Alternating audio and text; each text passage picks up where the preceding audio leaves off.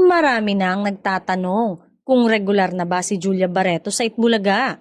3 araw na siyang nagko-co-host doon at napapansin na wala na si Atasha Mulak sa noontime show sa TV5. Ang dami ring nagtanong kung totoo bang hindi na dabarkad si Atasha. May mga nagsasabing hindi na nga raw babalik sa naturang noontime show ang dalaga ni na Aga Mulak at Charlene Gonzalez. Ang sabi kasi, hindi na raw kaya sa schedule nito dahil regular na rin ang taping niya sa remake series ng Viva na Bad Genius.